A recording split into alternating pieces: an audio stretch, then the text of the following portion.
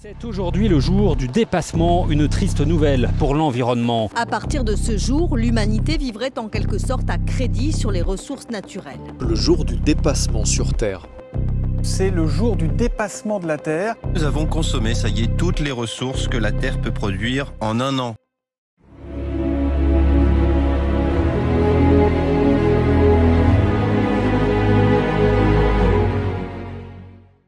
Il y a peu de chance pour que vous soyez passé à côté de l'information. Bonjour à tous et bienvenue dans Chronique Post-Apocalyptique. Même si en ce moment, au niveau des actualités, on doit faire face à un bourrage de crâne généralisé, si vous suivez un peu les infos, même de loin ou encore sur les réseaux sociaux, il est fort possible que vous ayez eu vent d'un événement capital, le jour du dépassement. Le jour où l'humanité aurait consommé la totalité des ressources annuelles. Mais concrètement, qu'est-ce que ça veut dire cette date fatidique? Ça a été largement repris partout, par tous les médias, mais est-ce qu'eux-mêmes y ont seulement compris quelque chose? Quitte des politiques qui ont comme toujours communiqué sur un sujet qu'ils ne maîtrisaient pas forcément. Et puis, allons plus loin. Est-ce que vraiment c'est fiable ou est-ce que c'est juste là pour faire le buzz, vendre du clic et mettre les climato-sceptiques en PLS? Générique.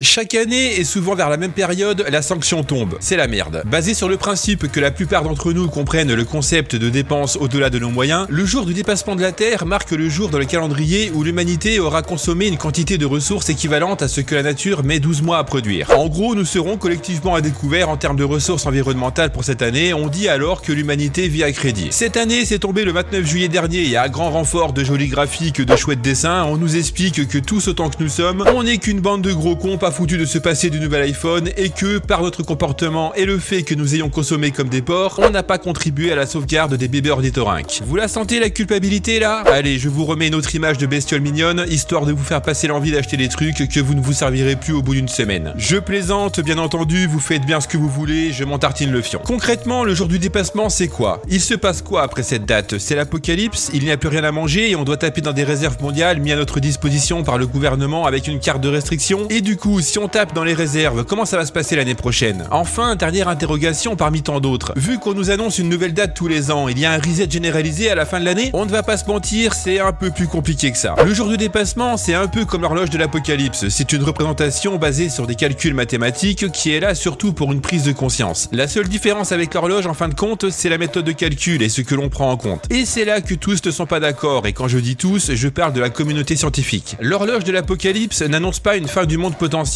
mais fait plus office d'avertissement en prenant en compte l'état de la planète ou les tensions politiques entre les pays. Le jour du dépassement a le même but mais sera plus axé environnement et écologie. Basé aux États-Unis, en Suisse et en Belgique, l'ONG Global Footprint Network met le doigt sur les limites écologiques liées à la surconsommation humaine. Si la première date a été calculée en 1987, l'ONG a ensuite mis en place une méthodologie de calcul qui lui a permis de connaître les dates des années précédentes, remontant ainsi jusqu'en 1970. L'organisation a travaillé sur plusieurs méthodologies au fil des années, l'obligeant à mettre à jour ces données. Ainsi, d'une méthode à l'autre, les dates du dépassement peuvent différer. En 1970, l'humanité n'a vécu que 2 jours à crédit puisque le jour du dépassement tombait le 29 décembre, année à partir de laquelle va commencer un déclin long et progressif. Si le couperet tombe le 4 novembre pour l'année 1980 et le 11 octobre pour l'année 1990, il atteindra le 23 septembre à l'an 2000. La suite n'est guère plus réjouissante puisqu'en 2010, la date du jour du dépassement est tombée le 7 août. Ce jour est donc la date à partir de laquelle l'humanité est supposée avoir consommé l'ensemble des ressources que la planète est capable de générer en un an. Passé cette date, l'humanité puiserait donc de manière irréversible dans les réserves de la Terre, dites non renouvelables, sur une échelle de temps humaine. Tout ça c'est bien beau, mais il y a quelques problèmes. En effet, le calcul du jour du dépassement est l'objet de diverses critiques, que ce soit pour sa capacité à représenter la consommation des ressources de la planète, ou encore la fiabilité et l'honnêteté des calculs. En théorie, le mode de calcul paraît facile. On divise la biocapacité de la planète par l'empreinte écologique et on multiplie le tout par 365. La biocapacité correspond aux ressources que la planète peut généré et l'empreinte écologique aux ressources dont l'homme a besoin pour consommer et rejeter ses déchets. La biocapacité est calculée en prenant en compte les ressources disponibles sur la planète, comme le nombre d'hectares de forêt, de pâturage ou de terres agricoles, la taille des populations de poissons ou d'animaux, etc. On divise ces chiffres par le nombre d'habitants de la planète et on obtient alors une valeur moyenne qui indique de combien d'hectares et de ressources dont nous disposons par personne chaque année. Cette biocapacité est ensuite comparée à notre empreinte écologique, c'est-à-dire à l'impact que notre vie a sur l'environnement. Là encore, on calcule cette empreinte écologique en hectares par personne. Concrètement, on calcule combien de terres sont nécessaires pour faire pousser nos légumes, élever notre viande, produire notre bois chaque année. En gros, c'est notre empreinte écologique. Et c'est là qu'il commence à y avoir quelques incohérences. Pour le public, et c'est finalement ce que les médias mettent seulement en avant, ce ne sont que des dessins alarmistes avec des données beaucoup trop simplifiées. À telle date, nous avons éclaté les ressources de la planète, nous vivons à crédit, il nous faudrait 2,9 planètes Terre, ou pire encore, si nous vivons comme les Américains, il nous en faudrait 5. Partout, le ton se veut alarmiste et donne de mauvaises informations. Il n'y a qu'à voir le site internet de WWF pour s'en rendre compte. Tout du long, ce ne sont que culpabilisation et annonces apocalyptiques. Or, si l'on observe les données fournies par le Global Footprint Network, on se rend compte que le problème de notre empreinte écologique n'est pas une question de manque de ressources. En effet, que ce soit en termes de terres cultivables, de pâturage, d'hectares de forêt ou de ressources liées à la pêche, notre empreinte écologique est inférieure à la biocapacité disponible de la Terre, sachant qu'en plus, pas mal de terres disponibles ne sont pas prises en compte dans le calcul. Concrètement, nous ne consommons pas plus de ressources que nous n'en disposons. Par exemple, la biocapacité naturelle de la Terre en termes d'espace forestier est de 0,73 hectares par personne et par an, et nous n'en consommons en moyenne que 0,27 hectares par personne chaque année. De la même façon, nous avons beaucoup plus d'espace de pâturage disponible que nous n'en consommons. 0,21 hectares par personne disponible contre 0,16 utilisés. L'idée du jour du dépassement nous induit en erreur car elle nous laisse penser que nous avons consommé toutes les ressources disponibles pour l'année en seulement quelques mois. Elle nous pousse à raisonner en termes de stock de ressources et de consommation. Mais est-ce vraiment le cas? Avons-nous vraiment consommé plus de poissons qui ne s'en renouvellent en un an? Avons-nous détruit plus de forêts qu'ils n'en poussent en un an? Eh bien non. Si c'était le cas, cela ferait longtemps que nous n'aurions plus du tout de ressources naturelles et qu'on se mettrait sur la gueule pour un quillion de pain. L'analyse du jour du dépassement en termes de ressources est partiellement fausse. En réalité, ce n'est pas lié à une question de ressources, mais à une question d'énergie et plus précisément d'intensité carbone. En plus d'analyser les ressources de la planète, le jour du dépassement analyse également notre empreinte carbone, c'est-à-dire le CO2 que nous émettons chaque année. Et quand on regarde les données, on s'aperçoit que c'est justement ces émissions qui nous font basculer en dette écologique. Ce sont elles qui pèsent réellement sur notre écosystème naturel, car nous en émettons plus que ce que l'écosystème absorbe. Lorsque nous émettons du CO2 dans l'atmosphère, il faut une certaine surface de forêt ou d'océan pour l'absorber et le réguler. L'océan, par exemple, en absorbe une bonne partie via le plancton marin, transformant ce carbone en matière organique. Mais à l'heure actuelle, nous émettons tellement de CO2 qu'il est littéralement impossible pour l'écosystème de l'absorber. Résultat, il s'accumule dans l'atmosphère et modifie durablement les autres cycles naturels, notamment le climat ou l'acidité des océans. Le jour du dépassement représente donc plutôt la date à partir de laquelle nous avons dépassé les biocapacités naturelles en termes d'absorption du carbone qu'en termes de ressources naturelles. Le concept du jour de dépassement ne signifie donc pas que nous consommons plus de ressources que la nature nous en offre. Cette journée représente symboliquement la date à partir de laquelle, chaque année, la nature est en overdose de notre CO2. Le jour du dépassement est vivement critiqué avec des reproches sur le manque de cohérence, une nomenclature trompeuse, un manque de rigueur et j'en passe. Par exemple, la pollution ou l'épuisement de l'eau ou le fait que des forêts n'absorbent le CO2 à des vitesses différentes dans le temps ne sont pas pris en compte dans le calcul. Dans la formule, on additionne divers éléments qui seraient sans rapport entre eux. On calcule des émissions de CO2, la production de viande sans distinction de résultats ou des surfaces agricoles sans distinction de rendement. Scientifiquement parlant, c'est un joyeux bordel, mais cela n'a pas empêché la Commission européenne et d'autres organismes gouvernementaux de reconnaître officiellement le jour du dépassement de la Terre pour des raisons politiques et médiatiques. Et c'est un peu ça qui m'énerve finalement. En faire des caisses avec un truc faux. Prendre pour référence un jour qui a été calculé soi-disant scientifiquement alors qu'en fin de compte, tout est fait pour faire peur. Si vous prenez le temps de regarder sur internet, vous pourrez voir que nulle part ils indiquent vraiment à quoi correspond ce jour. La majorité des médias ne font qu'alarmer à grand renfort de chiffres et de graphiques tous plus bidons les uns que les autres. Et comme si cela ne suffisait pas, toute cette merde est reprise largement par les politiques, mais ça j'en parlerai un peu plus tard. Du coup, si on résume, tout ça c'est une arnaque. La Terre va bien et tous les climato-sceptiques avaient raison. Merde, tout ce qu'on peut lire sur Facebook est juste, on nous aurait menti. Si vous pensez que je suis convaincu que ce genre de dépassement est une vaste blague, eh bien vous vous trompez. Surprenant, hein. Si les méthodes de calcul et ce que l'ONG a pris en compte est discutable, il faut garder à l'esprit que les ressources naturelles de la planète ne sont effectivement pas illimitées. Certains stocks de poissons diminuent car nous consommons trop de certaines espèces. Les stocks forestiers diminuent progressivement car nous déforestons encore trop par rapport aux arbres que nous plantons. Mais surtout, et c'est ça qui devrait être mis le plus en avant, la Terre ne parvient plus à absorber notre CO2. Le problème principal écologique aujourd'hui, c'est notre consommation d'énergie et notre production de CO2, beaucoup plus que notre consommation de ressources. Oui, le jour du dépassement est basé sur des calculs complètement pétés de cul et sont si trompeurs qu'ils ne devraient pas être publiés dans un contexte scientifique sérieux. Mais ce n'est pas pour autant qu'il faut tout rejeter en bloc, bien au contraire. Comme je l'ai dit plus tôt, ce concept sert surtout à faire prendre conscience de l'urgence de la situation. Mais allez tenter de faire ça avec des gens qui pour la plupart s'en tamponnent ou qui ne comprennent rien. Allez leur dire que la planète ne parvient plus à absorber le CO2. Je vous souhaite bien du courage. Du coup, sans pour autant mentir, on s'arrange avec les vérités, on prend en compte certaines choses, on en laisse de côté d'autres et on annonce aux gens que notre monde de vie a un sérieux impact sur le monde dans lequel nous vivons. On leur dit voilà, on est au mois d'août, on vit à crédit et pour finir en beauté, on fait une belle métaphore avec le nombre de planètes qu'il nous faudrait réellement, tout en rappelant que c'est impossible vu qu'on en a qu'une seule à notre disposition. Si le procédé peut paraître douteux, il n'empêche que c'est le seul moyen pour que cela soit à la portée de la majorité des gens. Il n'y a que comme ça qu'ils peuvent comprendre. Vous pensez que j'exagère? Je vais vous donner un exemple. Récemment est sorti le 6e rapport d'évaluation du GIEC, le groupe d'experts intergouvernemental sur l'évolution du climat, et les conclusions sont sans appel. 1,5 degré de réchauffement atteint d'ici 2030, intensification des phénomènes météorologiques extrêmes et plus encore. Pour les experts, le comportement humain accélère de manière alarmante le réchauffement de la planète et d'ailleurs, les impacts de l'urgence climatique sont déjà très visibles. Plus de pics de chaleur, de canicules, d'inondations, plus de sécheresse et des ouragans toujours plus puissants. Plus grave encore, selon ce nouveau rapport, cela va empirer. Soyons francs 2 minutes. En avez-vous entendu parler? Avez-vous pris la peine de parcourir ce fameux rapport? Ça a été beaucoup moins médiatisé et pour cause, ce n'est pas spécialement à la portée de tout le monde. La couverture médiatique de sa sortie a été à la fois courte, pas assez précise et a surtout disparu après 24 heures. Le climat a eu moins de temps d'antenne que le transfert de Messi au PSG et d'ailleurs, on a préféré poser des questions à Jean-Michel qui attendait Messi à l'aéroport plutôt que de parler à des scientifiques à propos de ce rapport. Priorité au direct, j'imagine. Le problème, c'est qu'il y a toujours un sujet plus important que le climat jusqu'au jour où les catastrophes vont s'enchaîner et les mêmes médias joueront les surpris. La bonne nouvelle pour eux, c'est que le jour où cela arrivera, ils seront sûrs d'avoir une bonne audience. Pour info, le rapport complet fait quand même 3949 pages. Il est tout en anglais, autant dire que ça fait beaucoup moins envie qu'un simple dessin où on vous annonce qu'on vit à crédit sur la Terre. Le rapport du GIEC est difficile à lire, mais il n'en reste pas moins que ce qu'il annonce est tout aussi préoccupant que le jour du dépassement, peut-être même plus. Bien évidemment, je vous le mets à disposition dans la description de cette chronique. Le problème finalement, ce n'est pas tant que les méthodes de calcul soient faussées ou que l'on essaie de nous faire passer un message en nous mentant. Ce n'est pas forcément que l'on médiatise à mort un truc et beaucoup moins un autre, alors que dans l'absolu, les deux se rejoignent et concluent de la même manière. C'est et ça va être la merde, c'est sûr et certain. Non, le problème, c'est surtout qu'il faut comprendre ce qu'on nous dit, il faut savoir prendre du recul et vérifier un minimum ce que l'on nous raconte. Un autre problème également, c'est la politique, surtout quand un chef d'État vient chouiner avec un jour du dépassement complètement bidon, tout en disant que ses actions auront un impact futur sur notre environnement. Mon cul, oui. Lors de la conférence de Paris en 2015 sur les changements climatiques, ils se sont tous pointés avec leur avion privé et une armée de gardes du corps. Ce genre de réunion, ça existe depuis un bail, depuis la première en 1995 à Berlin, mais à chaque fois, c'est beaucoup de réunions et peu d'actions. Pourquoi? Parce qu'on ne peut rien imposer à n'importe quel pays. Chacun est libre de faire ce qu'il veut et donc de respecter sa parole comme il le désire. Et puis, on va pas se mentir, il y a quand même plus à gagner en faisant n'importe quoi qu'en prenant des mesures vraiment concrètes pour tenter de sauver la planète. Bref, le jour du dépassement n'est pas forcément un mauvais truc dans le fond, s'il peut permettre ne serait-ce que de faire prendre un peu plus conscience à la population du danger qui nous guette. Il faudrait juste que ce soit fait de manière un peu plus honnête, mais comme on a pu le constater avec le rapport du GIEC, ça deviendrait alors inaccessible et au final, ça toucherait beaucoup moins de monde. En fait, il y aurait bien une solution. Que les politiques arrêtent de nous raconter des conneries et que tous, pour une fois, s'unissent vraiment et se sortent les doigts du cul une bonne fois pour toutes et s'allient véritablement pour une cause commune et internationale, sauver le monde. Cette vidéo se termine, lâchez-vous dans l'espace commentaire, c'est là pour ça et YouTube aime bien. Qu'en pensez-vous? Avez-vous cherché à savoir ce qu'était vraiment ce jour du dépassement? Comme d'habitude, si vous avez passé un bon moment, n'hésitez pas à mettre un pouce bleu et à partager. N'hésitez pas également à me rejoindre sur les réseaux sociaux, tous les liens sont disponibles dans la description. On se retrouve dès le mois prochain pour une nouvelle chronique et d'ici là, comme d'habitude, n'oubliez pas, de l'ordre naquit le chaos, du chaos jaillit la renaissance. Ciao!